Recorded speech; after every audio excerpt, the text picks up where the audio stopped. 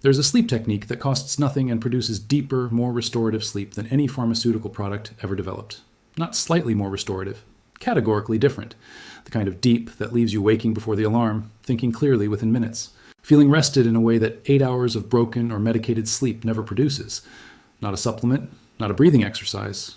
A fundamental restructuring of when you sleep based on the biological pattern that every human body carried for the entire span of human history, before one industry decided that natural sleep was a disorder requiring pharmaceutical management. In 1992, a psychiatrist named Thomas Ware at the National Institute of Mental Health ran a controlled experiment that was supposed to take 4 weeks and ended up overturning everything. He placed volunteers in controlled darkness for 14 hours per night, the natural winter-light darkness cycle of the pre-industrial world. What he found destroyed the pharmaceutical sleep industry's entire clinical framework. Every single participant, without exception, shifted to a biphasic sleep pattern. They slept for 4 hours, woke naturally for 1 to 2 hours of calm wakefulness, then slept for another 4 hours. No insomnia. A completely different sleep architecture than anything the modern sleep medicine field had defined as normal, emerging spontaneously when artificial light was removed. And then Ware checked the historical literature and found that this pattern had a name. Medieval English speakers called it first sleep and second sleep. Documents from the 15th, 16th, and 17th centuries across Europe reference the period between first and second sleep as a normal part of the cycle. Court records referenced it. Medical texts described it. Literary works mentioned it. The entire pre-industrial world lived in this sleep pattern. Modern medicine classified this as a disorder, and the pharmaceutical industry built a $70 billion annual revenue apparatus around treating it. They did not stop sleeping this way because it failed. They stopped because the gas lamp, then the electric light, compressed the nighttime. The pharmaceutical industry arrived to treat the insomnia that the resulting sleep pressure mismatch produced with products that suppress the natural architecture. Welcome to Forbidden Camping. Subscribe and hit the bell right now. This channel opens the vaults they spent decades locking shut. Now let me take you back to where this all begins. Let me take you back approximately 500 years to a candlelit bedroom in England in the year 1520. The household has retired after the evening meal. By 9 or 10 in the evening, depending on the season, the family is asleep. And then, at somewhere between midnight and 2 in the morning, they wake, not because they are anxious, but because this is when they always wake. They rise to pray, to meditate, to have a conversation, or to think through problems that the clarity of this wakefulness makes uniquely accessible. After an hour or two, they sleep again, and they wake at dawn rested. This is the documented nightly pattern of the pre-industrial European world. Historians passed over this until a medievalist named Roger E. Kirch at Virginia Tech began systematically cataloging the references in 2001. E. Kirch documented over 500 historical references to the two-sleep pattern from sources spanning the 15th through 18th centuries. A 16th century medical text advises that the time between sleeps is optimal for intellectual work because the mind is clear and receptive. A legal document from 15th century France uses the transition between sleeps as a time reference, much like we might reference noon or midnight today. A 17th century diary entry describes the writer waking to compose poetry because the quality of thought then was unlike any other time. These are not references to insomnia. They are references to a recognized, expected phase of the nightly cycle that everyone experienced. Now, let me take you to ancient Rome. Medical writers, including Galen and Celsus, described sleep patterns that correspond exactly to E. Kirch's findings. Galen described nocturnal wakefulness as natural and healthy, and advised patients experiencing it not to resist, but to use the time calmly. Roman philosophical literature, including letters of the younger Pliny, described nocturnal waking for reading and writing as a normal part of educated life. The pattern predates writing itself, since human circadian biology evolved over millions of years in the complete absence of artificial light. Let me take you now to the spring of 1992 in Bethesda, Maryland. Thomas Ware recruits volunteers for a 4-week controlled study. Volunteers spend 4 weeks in a laboratory where the light-dark cycle is controlled to 14 hours of darkness, mimicking pre-industrial winter. Their sleep is monitored by polysomnography, tracking brainwaves, eye movement, and vital signs throughout each night. What he observes instead of distress is the spontaneous emergence of the biphasic pattern in every participant within the first week.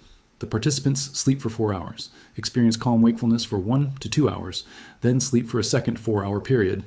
Their data shows elevated prolactin, a hormone associated with deep calm that is almost never observed in modern populations. Ware publishes his findings in the Journal of Sleep Research in 1992. The paper is cited extensively in sleep science, and the sleep medicine establishment and the pharmaceutical industry respond with 40 years of near-complete silence. Now, let me show you exactly why this works. Because the neuroscience of biphasic sleep is among the most well-documented and most consistently ignored findings in the entire history of sleep research. explaining why you feel the way you feel after modern sleep. Human sleep architecture is organized into cycles of approximately 90 minutes each, cycling through light sleep, deep slow-wave sleep, and REM sleep. In the first half of a normal night, sleep cycles are dominated by slow-wave deep sleep, the most physically restorative phase. In the second half, cycles shift to REM dominant, associated with memory consolidation, emotional processing, and the integration of experience into long-term memory. This architecture is not arbitrary. It is calibrated to the circadian rhythm, the biological clock driven by specific hormones relative to darkness onset. The key hormone is melatonin, the darkness-triggered signal that initiates sleep. Release begins 2 hours after light exposure ends, peaking at midnight. In the pre-industrial world, darkness onset at sunset produced melatonin release that drove the first sleep period into restorative slow-wave architecture. As melatonin ebbing occurred at the midpoint, the sleeper woke into an elevated prolactin state, a calm, non-anxious alertness. This is quite unlike the groggy, cortisol-driven waking of a modern morning alarm. Then, the sleeper re-entered the second REM-dominant sleep period. The full cycle produced 2 periods of maximally efficient sleep architecture, each doing the specific biological work it was evolutionarily calibrated for. Modern consolidated sleep, achieved under artificial light that shifts melatonin timing, disrupts this architecture and compresses the biological night. Artificial light exposure in the evening delays melatonin onset by 2 to 3 hours. Now, here is where the story takes the turn the sleep medicine and pharmaceutical industry has always hoped you would never reach. The global sleep aid market generates approximately $70 billion in annual revenue. Prescription sleep medications, including benzodiazepines and Z-drugs like Zolpidem, generate approximately $5 billion per year in the United States alone. Over-the-counter sleep aids generate another $2 billion. Sleep tracking devices, white noise machines, and weighted blankets add several billion more. Every dollar of that combined revenue depends on one clinical framework that the industry established in the 1960s as the medication era began. That normal healthy sleep is 8 continuous, uninterrupted hours in a single consolidated block, and that any significant waking during the night represents a disorder requiring intervention. Think about what that framework produces as a revenue model. A patient wakes naturally at 2 or 3 in the morning, which is the normal intersleep waking that every human body carried for pre-industrial history. Unable to return to sleep quickly because they are anxious about the waking itself, they consult their physician. The physician, trained in the 8-hour consolidated sleep framework, diagnoses insomnia. The pharmaceutical sales representative who visited the practice last week has left behind a starter pack. The physician prescribes a sleep medication. The medication suppresses the natural waking architecture and produces consolidated sleep, which the patient experiences as improved sleep. But the medication also suppresses the REM sleep architecture that the natural second sleep period specializes in, producing sleep that consolidates memories poorly, processes emotion less effectively, and leaves the patient with a cognitive blunting.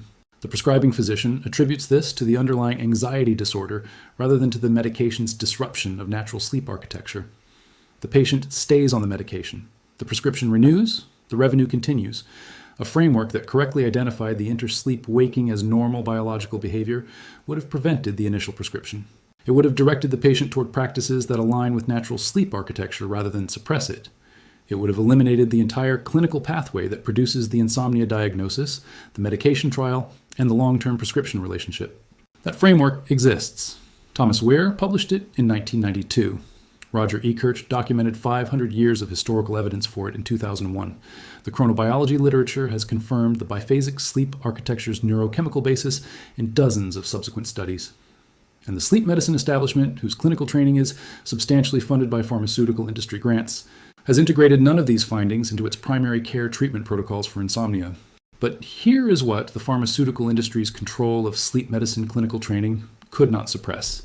Because the academic literature is public and the historians, chronobiologists, and sleep researchers have been building the evidence for natural biphasic sleep, they have been publishing it consistently for over 30 years. Russell Foster, a chronobiologist at the University of Oxford and a leading authority on circadian biology, has discussed this research publicly since the mid-2000s. He describes Weir's findings and Ekirch's documentation as the most significant reconceptualization of human sleep biology in modern medicine. His public lectures have accumulated millions of views from people who recognize the description of biphasic sleep as their own nightly experience. Sachin Panda, a professor at the Salk Institute, has published extensively on the relationship between light exposure timing, melatonin, and sleep quality. His research provides the mechanistic framework explaining why subjects shifted to biphasic sleep when artificial light was removed. Reducing evening light exposure by 2 to 3 hours significantly improves sleep depth in a pattern consistent with natural biphasic architecture. A clinical psychologist named Greg Jacobs at Harvard Medical School published a study in 1997 examining cognitive behavioral therapy for insomnia. Patients taught to accept and not resist nocturnal waking showed dramatic improvements in sleep quality outcomes. The response shifted from anxious resistance to calm acceptance of a normal biological event. The treatment effect was significantly larger than any pharmacological sleep treatment published in the same period, and the treatment cost nothing. A sleep researcher in Melbourne documented in 2019 that she experimented with deliberately restructuring her schedule to accommodate her natural waking. She used the waking period for reading and meditation. Within 2 weeks, her sleep quality improved more than with any previous intervention. Her experience was consistent with dozens of testimonials in online communities, since Ekirch's book brought the concept to public attention. Here is exactly what to do. And I want to be completely honest with you about something before we start. This is not a quick fix. It is a fundamental reorientation of your relationship with nighttime waking that requires 3 to 4 weeks of patient practice before the new architecture stabilizes. The transition period is uncomfortable because you are working against 60 years of cultural conditioning that told you nighttime waking is a problem. It is not a problem. It is your biology returning to its natural pattern. Here is what you need. Nothing. There are no materials, no supplements, no devices, and no products required for this protocol. The costs are zero. Here's the preparation phase, which takes the first 2 weeks. Step 1 is light management in the evening. The single most powerful intervention for restoring natural sleep architecture is reducing light exposure in the 2 to 3 hours before your intended sleep time. This does not mean sitting in complete darkness. It means reducing overhead bright lighting and screen brightness significantly during this window. A lamp in the corner of the room rather than overhead lighting. Phone and screen brightness reduced to minimum. If you use screens after sunset, blue light filtering glasses, or the screen's night mode setting reduce the melatonin suppressing wavelengths. The goal is to allow your body's natural melatonin onset to occur approximately 2 hours earlier than it currently does. This is the single intervention that most directly restores the biological conditions that produced the biphasic pattern in VAERS subjects.